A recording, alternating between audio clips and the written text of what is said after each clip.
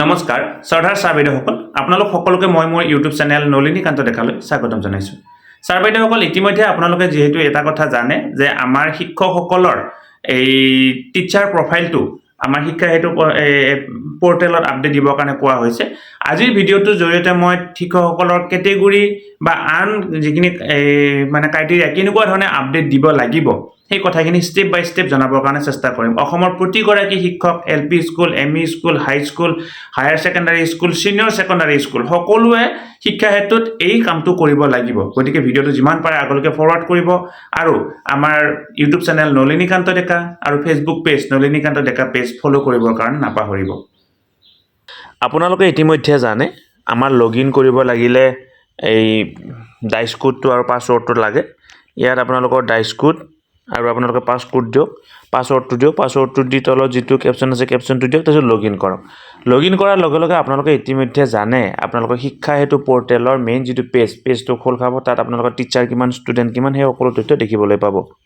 এতিয়া আপোনালোকে ভিডিঅ'লৈকে যাব লগইন কৰাৰ পিছত আপোনালোকৰ একেবাৰে লেফট সাইডৰ ওপৰ কৰ্নাৰত ড্যাশবোৰ্ড বুলি আহিব আৰু ড্যাশবোৰ্ডৰ ঠিক ওপৰতে মই ৰঙা চিন দিছো ইয়াতে তিনিডাল আঁচ আহিব আপোনালোকে এই তিনিডাল আঁচত ক্লিক কৰিব লাগিব ক্লিক কৰাৰ পিছতহে আপোনালোকে যি টিচাৰৰ যেটো প্ৰফাইলটো আপোনালোকে আপলোড কৰিব পাৰিব ক্লিক কৰাৰ পিছত আপোনালোকৰ বিভিন্ন ধৰণৰ অপচন ওলাব সেই অপচন বিলাকৰ ভিতৰত আপোনালোকে 3 নম্বৰ অপচনটো চাওকচোন মই কালাৰ কৰি দিছো টিচাৰ এণ্ড ষ্টাফ আপোনালোকে এটা কি কৰিব লাগিব এই টিচাৰ এণ্ড ষ্টাফ নামৰ যেটো অপচন এই অপচনটোত ক্লিক কৰি দিব লাগিব আপোনালোকে টিচাৰ এণ্ড ষ্টাফ নামৰ অপচনটোত ক্লিক কৰিব তাৰ ভিতৰত বিভিন্ন অপচন ওলাব আৰু সেই অপচন বিলাকৰ ভিতৰত টিচাৰ এণ্ড ষ্টাফ লিষ্টিং এই অপচনটোত আপোনালোকে ক্লিক কৰিব লাগিব যেতিয়া আপোনালোকে টিচাৰ এণ্ড ষ্টাফ লিষ্টিং নামৰ অপচনটোত ক্লিক কৰিব ক্লিক কৰাৰ লগে লগে আপোনালোকৰ টিচাৰ বিলাকৰ নাম আহিব আপোনালোকৰ বিদ্যালয়ত যিমান বিলাক টিচাৰ আছে টিচাৰ বিলাকৰ নাম আহিব আৰু তাৰ তলত আপোনালোকে চাওক প্ৰতিজন টিচাৰৰ তলতে এনেকুৱা ধৰণৰ সিলেক্ট একচন বুলি অপচন এটা আহিব আপুনি এটা কি কৰিব লাগিব এই সিলেক্ট একচন নামৰ যেটো অপচন সেই অপচনটোত ক্লিক কৰিব লাগিব সিলেক্ট একচন নামৰ অপচনটোত ক্লিক কৰাৰ পিছত আপোনালোকৰ বিভিন্ন ধৰণৰ অপচন আহিব তাৰ ভিতৰত এই যে ৰঙা কৰি দিছো এডিট এই এডিট নামৰ অপচনটোত আপোনালোকে এটা ক্লিক কৰিব লাগিব আৰু এডিট নামৰ অপচনটোত ক্লিক কৰাৰ লগে লগে আপোনালোকৰ মোবাইলত আন এটা পেজ খোল খাব আপোনাৰ ল্যাপটপত কৰিলে ল্যাপটপত আন এটা পেজ খোল খাব তাৰ পিছত আপোনালোকে কি কৰিব লাগিব চাওক তাৰ পিছত আপোনালোকে আপোনালোকৰ স্ক্ৰিনত পাঁচটা অপচন দেখা পাব প্ৰথম অপচনটো হৈছে পোষ্ট ডিটেইল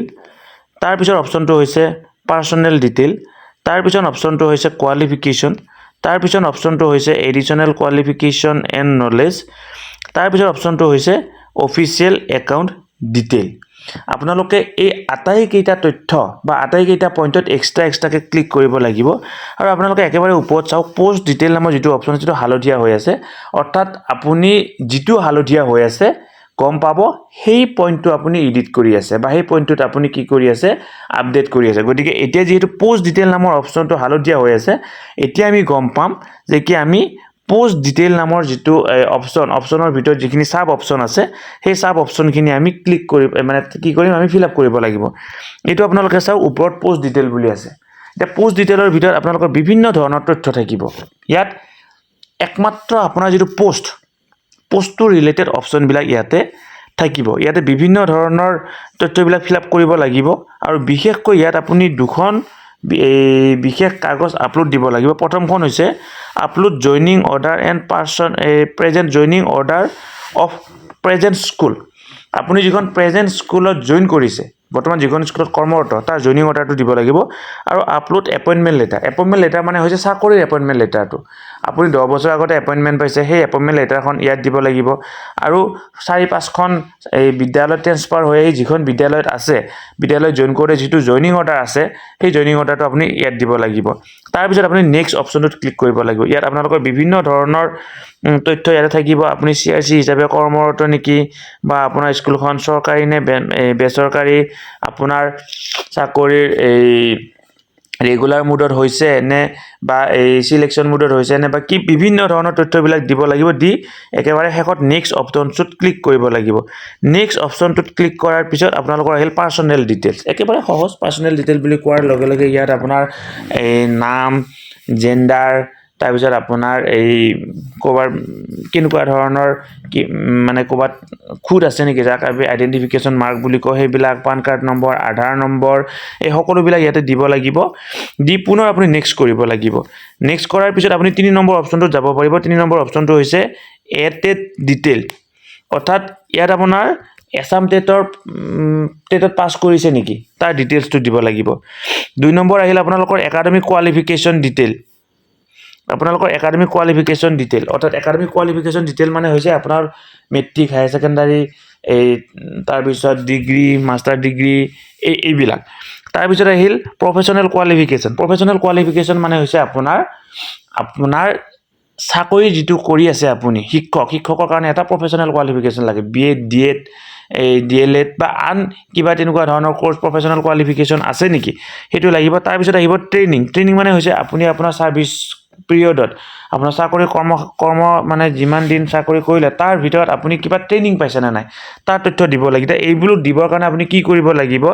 ইয়াৰ ওচৰত চাওক আপোনালোকৰ এড নামৰ এটা অপচন আছে প্ৰত্যেকটো অপচনৰে কাষত এড নামৰ অপচনটো আছে এড নামৰ অপচনটোত ক্লিক কৰিব লাগিব যেতিয়া এড নামৰ অপচনটোত ক্লিক কৰিব লগা ধৰ এইটো একাডেমিক কোৱালিফিকেশনৰ এড অপচনটোত ক্লিক কৰিলে প্ৰথমতে মেট্ৰিক দিলে তাৰপিছত সেভ কৰিলে তাৰ পিছত আপুনি পুনৰ আকৌ কি কৰিলে এড কৰিলে হাই সেকেন্ডাৰীটো দিলে তেনেকুৱা ধৰণে কৰি যাব লাগিব যেতিয়া আপুনি এড একাডেমিক কোৱালিফিকেশন কৰিব ইয়াতে চাওক academic qualification mode of education তাৰ পিছত এনেকুৱা কথা কি দিব লাগিব ধৰ মেট্ৰিক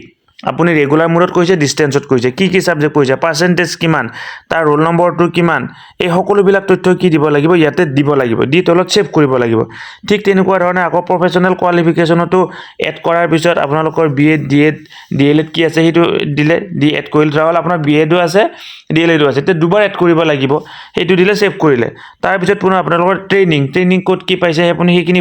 ভৰাই সেভ কৰিলে সেভ কৰাৰ পিছত আপোনালোকে চাওক একেবাৰে শেষত নেক্সট অপচনটোত ক্লিক কৰিব লাগিব